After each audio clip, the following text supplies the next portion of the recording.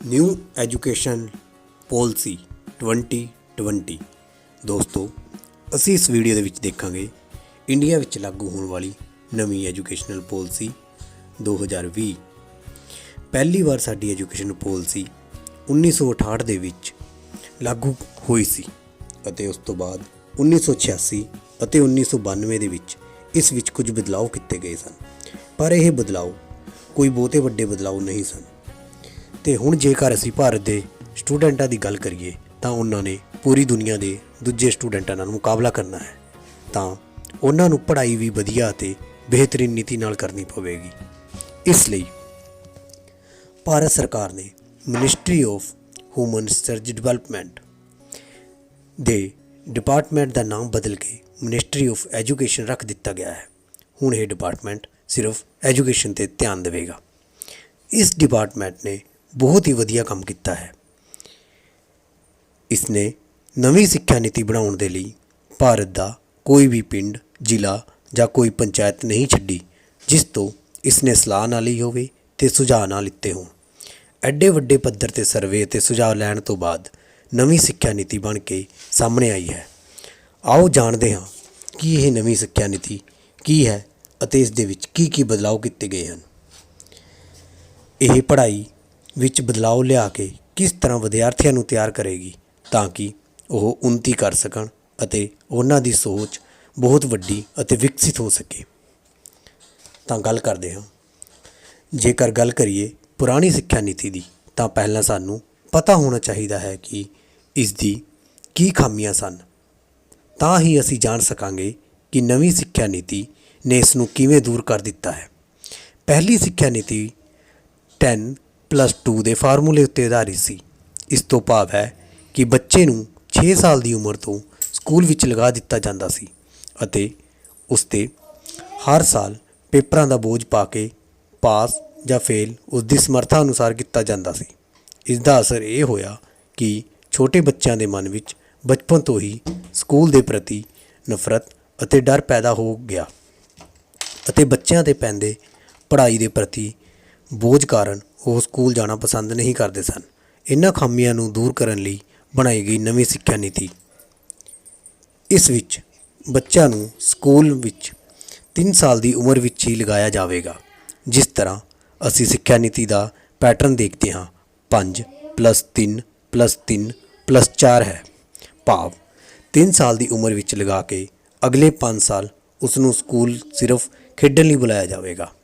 ਉਹਨਾਂ ਲਈ ਐਡਵਾਂਸ ਖਿਡੌਣੇ ਅਤੇ ਹੋਰ ਸਹੂਲਤਾਂ ਦਿੱਤੀਆਂ ਜਾਣਗੀਆਂ ਤਾਂ ਕਿ ਬੱਚਿਆਂ ਦਾ ਸਕੂਲ ਦੇ ਪ੍ਰਤੀ ਲਗਾਓ ਬਣ ਸਕੇ।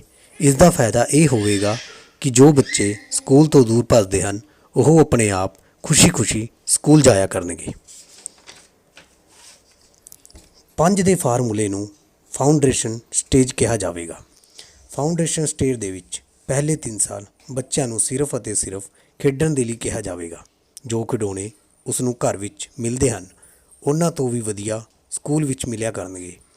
3 ਸਾਲ ਤੋਂ ਬਾਅਦ ਉਸ ਨੂੰ ਪਹਿਲੀ ਅਤੇ ਦੂਸਰੀ ਕਲਾਸ ਕਰਵਾਈ ਜਾਵੇਗੀ, ਪਰ ਉਸ ਤੋਂ ਕਿਸੇ ਤਰ੍ਹਾਂ ਦਾ ਵੀ ਪੇਪਰ ਨਹੀਂ ਲਿਆ ਜਾਵੇਗਾ। ਇਸ ਤਰ੍ਹਾਂ ਬੱਚਿਆਂ ਨੂੰ ਪਤਾ ਹੀ ਨਹੀਂ ਚੱਲੇਗਾ ਕਿ ਉਹ ਕਿਸ ਤਰ੍ਹਾਂ ਪਹਿਲੀ ਤੋਂ ਦੂਸਰੀ ਕਲਾਸ ਵਿੱਚ ਹੋ ਗਏ ਹਨ। ਇਸ ਤੋਂ ਬਾਅਦ ਸ਼ੁਰੂ ਹੋਵੇਗੀ ਅਗਲੀ ਸਟੇਜ ਜੋ ਕਿ 3 ਸਾਲ ਦੀ ਹੋਵੇਗੀ। ਇਸ ਸਟੇਜ ਨੂੰ ਪ੍ਰੀ ਪ੍ਰੈਪਰੇਟਰੀ ਸਟੇਜ ਕਿਹਾ ਜਾਵੇਗਾ। ਇਸ ਵਿੱਚ ਬੱਚਿਆਂ ਨੂੰ ਤੀਜੀ ਤੋਂ ਲੈ ਕੇ 5ਵੀਂ ਤੱਕ ਦੀ ਪੜ੍ਹਾਈ ਕਰਾਈ ਜਾਵੇਗੀ। ਇਸ ਸਟੇਜ ਵਿੱਚ ਬੱਚਿਆਂ ਦੇ ਪੇਪਰ ਸ਼ੁਰੂ ਹੋ ਜਾਣਗੇ, ਭਾਵ ਪੇਪਰ ਪਹਿਲੀ ਕਲਾਸ ਤੋਂ ਨਾ ਲੈ ਕੇ ਤੀਜੀ ਤੋਂ ਲਏ ਜਾਣਗੇ। ਪਰ ਨਾਲ ਹੀ ਇਹ ਵੀ ਧਿਆਨ ਰੱਖਿਆ ਜਾਵੇਗਾ ਕਿ ਬੱਚਿਆਂ 'ਤੇ ਘੱਟੋ ਘੱਟ ਪੜ੍ਹਾਈ ਦਾ ਪ੍ਰੈਸ਼ਰ ਪਾਇਆ ਜਾਵੇ। ਇਸ ਲਈ ਇਸ ਸਟੇਜ ਵਿੱਚ ਬੱਚਿਆਂ ਨੂੰ ਪੜ੍ਹਾਈ ਦੇ ਨਾਲ ਹੋਰ ਐਕਟੀਵਿਟੀ ਵੀ ਕਰਵਾਈਆਂ ਜਾਣਗੀਆਂ। ਇਸ ਸਟੇਜ ਦੀ ਸਭ ਤੋਂ ਮੁੱਖ ਵਿਸ਼ੇਸ਼ਤਾ ਹੈ, ਜਿਸ ਦੇ ਉੱਪਰ ਕਾਫੀ ਰੌਲਾ ਵੀ ਪਿਆ ਹੈ, ਉਹ ਹੈ ਕਿ ਇਸ ਵਿੱਚ ਪੜ੍ਹਾਈ ਰੀਜਨਲ ਅਤੇ ਲੋਕਲ ਭਾਸ਼ਾ ਦੇ ਵਿੱਚ ਕਰਵਾਈ ਜਾਵੇਗੀ। ਪਰ ਇਸ ਤੋਂ ਮਤਲਬ ਇਹ ਨਹੀਂ ਹੈ ਕਿ ਤੁਸੀਂ ਅੰਗਰੇਜ਼ੀ ਵਿੱਚ ਨਹੀਂ ਪੜ੍ਹ ਸਕਦੇ।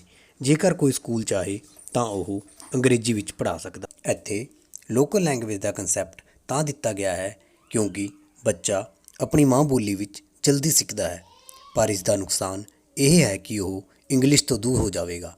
ਵਿਦੇਸ਼ਾਂ ਵਿੱਚ ਨੌਕਰੀ ਕਰਨ ਦੇ ਲਈ ਸਾਡੀ ਇੰਗਲਿਸ਼ 'ਤੇ ਪਕੜ ਹੋਣੀ ਬਹੁਤ ਹੀ ਜ਼ਰੂਰੀ ਹੈ।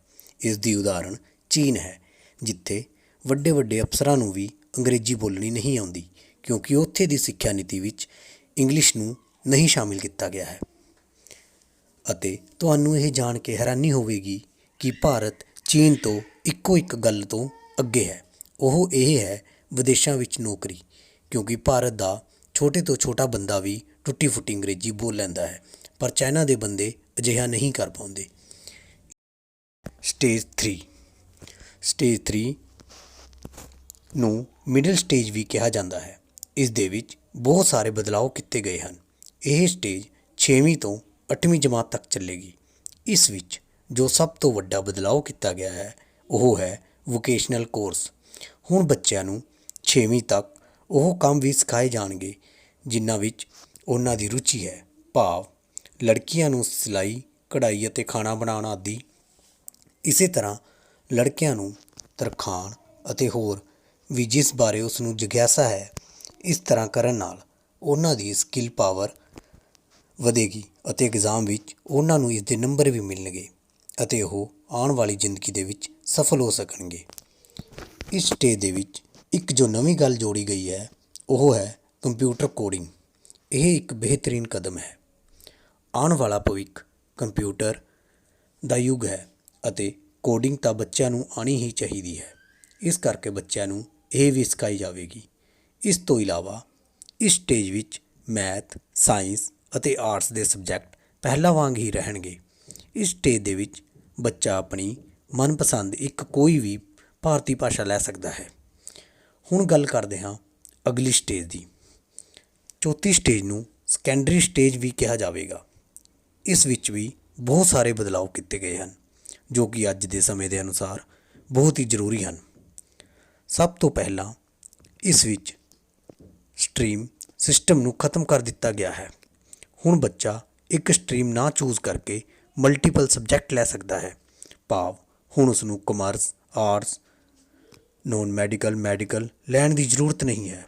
ਉਹ ਕਿਸੇ ਵੀ ਸਟਰੀਮ ਦਾ ਕੋਈ ਵੀ ਸਬਜੈਕਟ ਲੈ ਸਕਦਾ ਹੈ।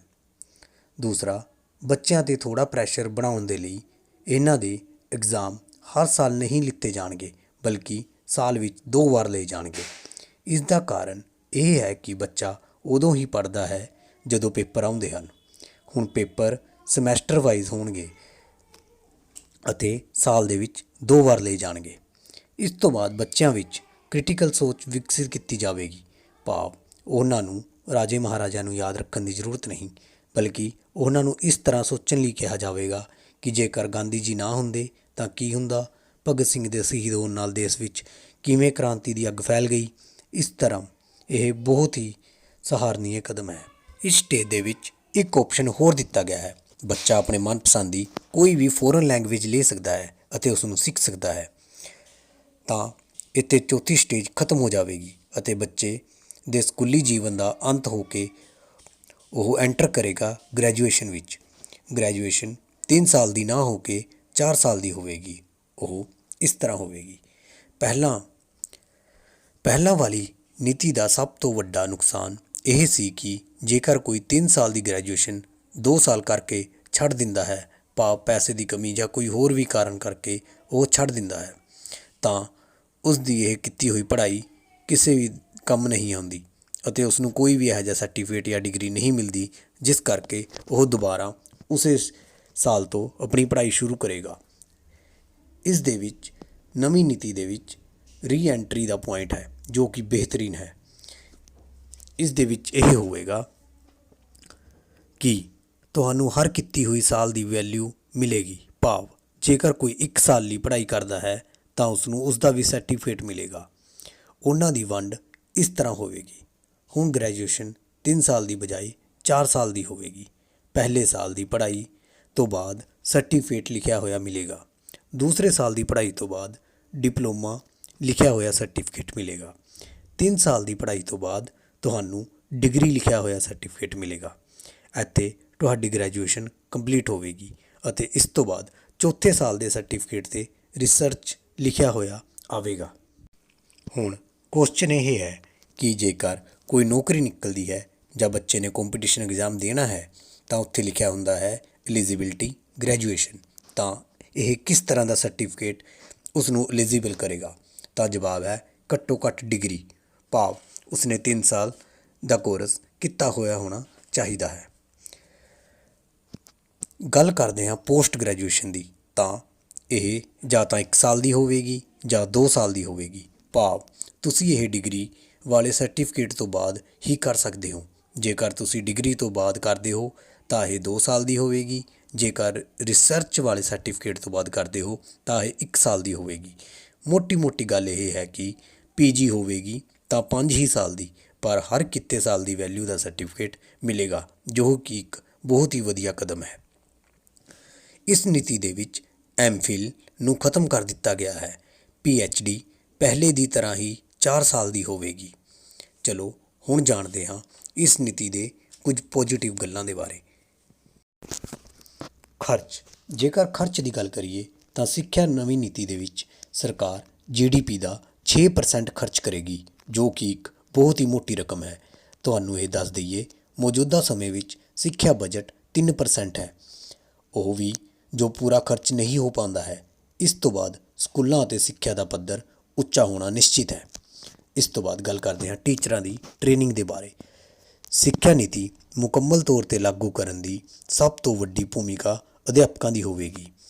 ਇੰਨਾ ਖਰਚ ਕਰਨ ਦੇ ਬਾਅਦ ਵੀ ਜੇਕਰ ਅਧਿਆਪਕ ਪੂਰੇ ਮਨ ਨਾਲ ਇਸ ਨੀਤੀ ਨੂੰ ਲਾਗੂ ਕਰਨ ਦੇ ਵਿੱਚ ਯੋਗਦਾਨ ਨਾ ਦੇਣ ਤਾਂ ਇਹ ਨੀਤੀ ਦਾ ਕੋਈ ਫਾਇਦਾ ਨਹੀਂ ਹੈ। ਇਸ ਲਈ ਅਧਿਆਪਕਾਂ ਨੂੰ ਇੱਕ ਖਾਸ ਤਰ੍ਹਾਂ ਦੀ 4 ਸਾਲਾ ਸੈਂਟਰਲ ਕਾਮਨ ਟ੍ਰੇਨਿੰਗ ਦਿੱਤੀ ਜਾਵੇਗੀ, ਜਿਸ ਵਿੱਚ ਮੁੱਖ ਰੂਪ ਵਿੱਚ ਬੱਚਿਆਂ ਦੀ ਮਾਨਸਿਕਤਾ ਅਤੇ ਉਹਨਾਂ ਨੂੰ ਪੜ੍ਹਾਈ ਦੇ ਪ੍ਰਤੀ ਇੰਟਰਸਟ ਪੈਦਾ ਕਰਨਾ ਹੋਵੇਗਾ। ਇਹ ਬਹੁਤ ਹੀ ਜ਼ਰੂਰੀ ਹੈ। ਹੁਣ ਗੱਲ ਕਰਦੇ ਹਾਂ ਬੱਚਿਆਂ ਨੂੰ ਵੋਕੇਸ਼ਨਲ ਟ੍ਰੇਨਿੰਗ ਦੇ ਬਾਰੇ। ਇਸ ਦੇ ਵਿੱਚ ਬੱਚਿਆਂ ਨੂੰ ਵੋਕੇਸ਼ਨਲ ਟ੍ਰੇਨਿੰਗ ਦਿੱਤੀ ਜਾਵੇਗੀ, ਜੋ ਕਿ ਉਹਨਾਂ ਦੇ ਸਕਿੱਲ ਨੂੰ ਨਿਖਾਰਨਗੇ। ਅੱਗੇ ਗੱਲ ਕਰਦੇ ਹਾਂ ਇਸ ਨੀਤੀ ਵਿੱਚ ਰਿਜ਼ਲਟ ਕਿਸ ਤਰ੍ਹਾਂ ਤਿਆਰ ਕੀਤਾ ਜਾਵੇਗਾ। ਇਸ ਦੇ ਵਿੱਚ ਤਾਂ ਬਹੁਤ ਹੀ ਅਦਭੁਤ ਨੀਤੀ ਬਣਾਈ ਗਈ ਹੈ। ਪਹਿਲਾਂ ਵਾਲੀ ਨੀਤੀ ਦੇ ਵਿੱਚ ਸਿਰਫ ਮਾਰਕਸ ਦਿੱਤੇ ਜਾਂਦੇ ਸਨ, ਪਰ ਇਸ ਨੀਤੀ ਦੇ ਵਿੱਚ ਰਿਜ਼ਲਟ ਨੂੰ 4 ਭਾਗਾਂ ਵਿੱਚ ਵੰਡਿਆ ਗਿਆ ਹੈ। ਪਹਿਲੇ ਭਾਗ ਵਿੱਚ ਪੜ੍ਹਾਈ ਵਿੱਚ ਆਏ ਉਸ ਦੇ ਨੰਬਰ ਲਿੱਤੇ ਜਾਣਗੇ। ਇਸ ਤੋਂ ਬਾਅਦ ਉਸ ਦਾ ਸਵੈ ਅਧਿਐਨ ਕਰਨ ਲਈ ਕਿਹਾ ਜਾਵੇਗਾ, ਭਾਵ ਉਸ ਦਾ ਕੌਨਫੀਡੈਂਸ ਲੈਵਲ ਆਦਿ ਚੈੱਕ ਕੀਤਾ ਜਾਵੇਗਾ। ਇਸ ਤੋਂ ਬਾਅਦ ਜਮਾਤ ਦੇ ਬਾਕੀ ਬੱਚਿਆਂ ਤੋਂ ਉਸ ਦੀ ਗ੍ਰੈਜੂਏਸ਼ਨ ਕਰਵਾਈ ਜਾਵੇਗੀ। ਇਸ ਨਾਲ ਬੱਚੇ ਇੱਕ ਦੂਜੇ ਦੇ ਪ੍ਰਤੀ ਸਨਮਾਨ ਦੀ ਭਾਵਨਾ ਰੱਖਣਗੇ ਅਤੇ ਮਿਲ ਜੁਲ ਕੇ ਰਹਿਣਗੇ ਅਤੇ ਇੱਕ ਮਜ਼ਬੂਤ ਟੀਮ ਬਣਾਉਣ ਲਈ ਤਿਆਰ ਹੋਣਗੇ। ਅਤੇ ਆਖਿਰ ਵਿੱਚ ਟੀਚਰ ਨੂੰ ਪਤਾ ਹੁੰਦਾ ਹੈ ਕਿ ਕੌਣ ਬੱਚਾ ਕਿਸ ਤਰ੍ਹਾਂ ਦਾ ਹੈ, ਇਸ ਲਈ ਟੀਚਰ ਤੋਂ ਬੱਚਿਆਂ ਦੀ ਗ੍ਰੈਜੂਏਸ਼ਨ ਕਰਵਾਈ ਜਾਵੇਗੀ। ਹੁਣ ਗੱਲ ਕਰਦੇ ਹਾਂ ਇਹਨਾਂ ਸਭ ਨੂੰ ਹੈਂਡਲ ਕਰਨ ਦੇ ਲਈ ਇੱਕ ਡਿਪਾਰਟਮੈਂਟ ਬਣਵਾਇਆ ਜਾਏਗਾ, ਜਿਸ ਨੂੰ ਇਸ ਪ੍ਰਕਾਰ ਵੰਡਿਆ ਜਾਏਗਾ। ਪਹਿਲਾ ਭਾਗ ਬੱਚਿਆਂ ਦੇ ਸਿਲੇਬਸ ਨੂੰ ਤਿਆਰ ਕਰੇਗਾ। ਦੂਜੇ ਭਾਗ ਦੇ ਵਿੱਚ ਸਕੂਲ ਦਾ ਇਨਫਰਾਸਟ੍ਰਕਚਰ ਅਤੇ ਹੋਰ ਸਹੂਲਤਾਂ ਨੂੰ ਦੇਖ ਰੇਖ ਕਰੇਗਾ। ਤੀਜਾ ਵਿਭਾਗ ਟੀਚਰਾਂ ਦੀ ਸੈਲਰੀ, ਭਰਤੀ, ਸਕਾਲਰਸ਼ਿਪ, ਟ੍ਰੇਨਿੰਗ ਆਦਿ ਦੇ ਉੱਤੇ ਧਿਆਨ ਦੇਵੇਗਾ। ਉਸ ਤੋਂ ਬਾਅਦ ਚੌਥੇ ਵਿਭਾਗ ਦਾ ਕੰਮ ਰਿਜ਼ਲਟ ਤਿਆਰ ਕਰਨਾ ਰਹੇਗਾ। ਇਸ ਸਿੱਖਿਆ ਨੀਤੀ ਦੇ ਵਿੱਚ ਪ੍ਰਾਈਵੇਟ ਸਕੂਲਾਂ 'ਤੇ ਵੀ ਨਕੇਲ ਕਸੀ ਜਾਵੇਗੀ, ਜਿਸ ਦੇ ਤਹਿਤ ਹੁਣ ਇਹਨਾਂ ਦੀ ਫੀਸਾਂ ਦੀ ਵੱਧ ਤੋਂ ਵੱਧ ਲਿਮਿਟ ਫਿਕਸ ਕੀਤੀ ਜਾਵੇਗੀ, ਜੋ ਕਿ ਘੱਟ ਤੋਂ ਘੱਟ ਹੋਵੇਗੀ। ਇਸ ਤਰ੍ਹਾਂ ਇਹ ਆਪਣੀ ਮਨਮਾਨੀ ਫੀਸ ਨਹੀਂ ਲੈ ਸਕਣਗੇ। ਇਸ ਸਿੱਖਿਆ ਨੀਤੀ ਦੇ ਵਿੱਚ ਫੋਰਨ ਦੀਆਂ ਟੌਪ 50 ਯੂਨੀਵਰਸਿਟੀਆਂ ਨੂੰ ਭਾਰਤ ਵਿੱਚ ਆਪਣੀ ਬ੍ਰਾਂਚ ਖੋਲ੍ਹਣ ਦੇ ਲਈ ਕਿਹਾ ਗਿਆ ਹੈ ਅਤੇ ਪਹਿਲੇ ਵਾਲੇ ਸਿਕਿਉਰਿਟੀ ਡਿਪੋਜ਼ਿਟ ਵਾਲਾ ਰੂਲ ਜੋ ਸੀ ਕਿ ਜੇਕਰ ਭਾਰਤ ਵਿੱਚ ਕੋਈ ਬਾਹਰ ਦੀ ਯੂਨੀਵਰਸਿਟੀ ਖੁੱਲ੍ਹਣੀ ਹੈ ਤਾਂ 50 ਕਰੋੜ ਰੁਪਏ ਜਮ੍ਹਾਂ ਕਰਵਾਉਣੇ ਪੈਂਦੇ ਸੀ, ਜਿਸ ਨਾਲ ਉਹ ਭਾਰਤ ਵਿੱਚ ਆਉਂਦੀਆਂ ਨਹੀਂ ਸਨ। ਪਰ ਹੁਣ ਇਹ ਨਿਯਮ ਹਟਾ ਲਏ ਗਏ ਹਨ। ਉਮੀਦ ਹੈ ਇਸ ਨਾਲ ਬਾਹਰ ਦੀਆਂ ਯੂਨੀਵਰਸਿਟੀਆਂ ਜ਼ਰੂਰ ਭਾਰਤ ਵਿੱਚ ਖੁੱਲ੍ਹਣਗੀਆਂ। ਇਸ ਸਿੱਖਿਆ ਨੀਤੀ ਦੇ ਵਿੱਚ ਵਿਦਿਆਰਥੀਆਂ ਨੂੰ ਘੱਟੋ ਘੱਟ ਇੱਕ ਬਾਹਰ ਦੀ ਭਾਸ਼ਾ ਆਸਾਨੀ ਨਾਲ ਸਿੱਖਣ ਨੂੰ ਮਿਲ ਜਾਵੇਗੀ। ਤਾਂ ਇਹ ਸੀ ਸਾਡੀ ਸਿੱਖਿਆ 2022-23 ਦੇ ਵਿੱਚ ਲਾਗੂ ਹੋ ਜਾਵੇਗੀ ਅਤੇ ਸਾਡਾ ਭਾਰਤ ਇੱਕ ਨਵਾਂ ਭਾਰਤ ਬਣ ਕੇ ਸਾਹਮਣੇ ਆਵੇਗਾ। ਜੇਕਰ ਤੁਹਾਨੂੰ ਵੀਡੀਓ ਚੰਗੀ ਹੋਵੇ ਤਾਂ ਲਾਈਕ ਅਤੇ ਸਬਸਕ੍ਰਾਈਬ ਜ਼ਰੂਰ ਕਰਿਓ। ਧੰਨਵਾਦ, ਮਿਹਰਬਾਨੀ।